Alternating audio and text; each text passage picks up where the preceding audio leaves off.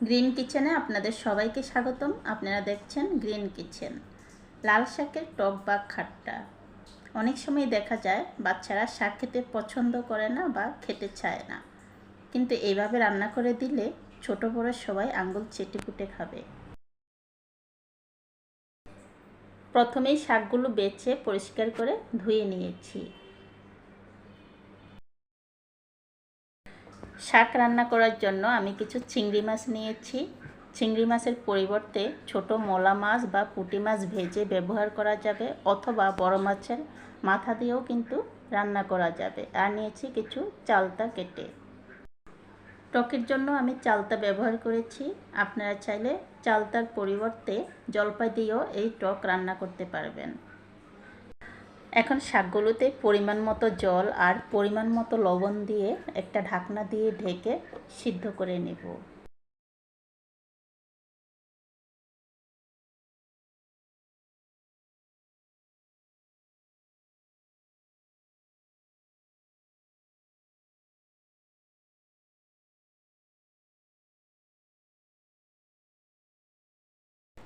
শাকগুলো সিদ্ধ হয়ে গিয়েছে। শাক সিদ্ধ হতে বেশি সময় লাগে না। এখন নামিয়ে ছাঁকনিতে ছেঁকে নিব। আর শাক যখন ঠান্ডা হয়ে যাবে তখন পাটায় শাকগুলো বেটে নেব।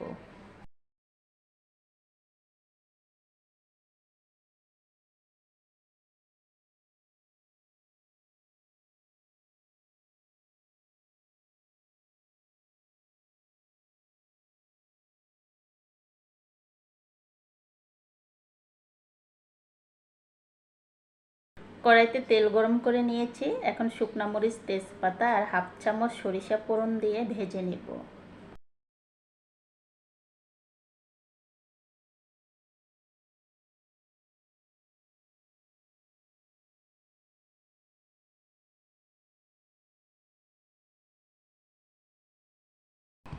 এখন দিচ্ছি থেতো করে রাখা রসুন।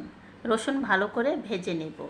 এই টক রান্না করতে খুব বেশি মশলার প্রয়োজন হয় না।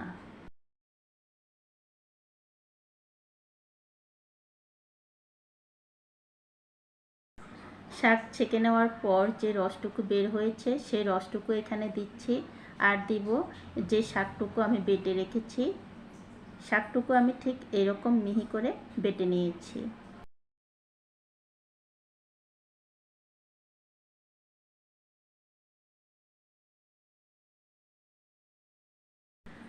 নেড়ে চেড়ে মিশিয়ে নিচ্ছি। শাক বেশি সময় ধরে রান্না করব না, কারণ বেশি সময় রান্না করলে লাল শাকের যে একটা সুন্দর কালার আছে সেই কালারটা আর থাকবে না। শাকের কালার ঠিক রাখার জন্য পরিমাণ মতো ফুটানো গরম জল ব্যবহার করেছি।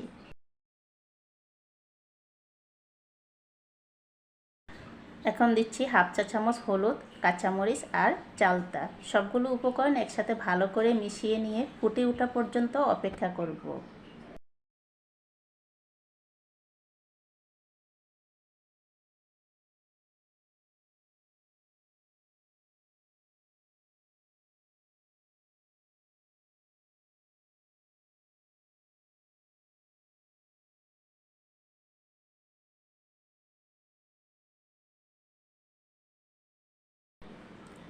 এখন দিচ্ছি সামান্য পরিমাণ লবণ আর হলুদ দিয়ে ভেজে রাখা চিংড়ি মাছ। চিংড়ি মাছ দেওয়ার পর বেশি সময় রান্না করব না, 5 থেকে 6 মিনিট রান্না করার পর নামিয়ে নেব।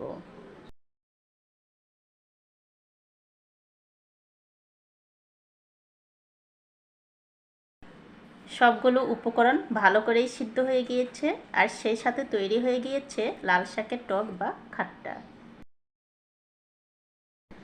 এই লাল শাকের টক খেতে ছোট বড় সবাই পছন্দ করবে। আপনারা বাসায় একবার হলো ট্রাই করবেন। আর রেসিপিটি ভালো লাগলে অবশ্যই সাবস্ক্রাইব করে পাশে থাকার জন্য অনুরোধ করা হলো।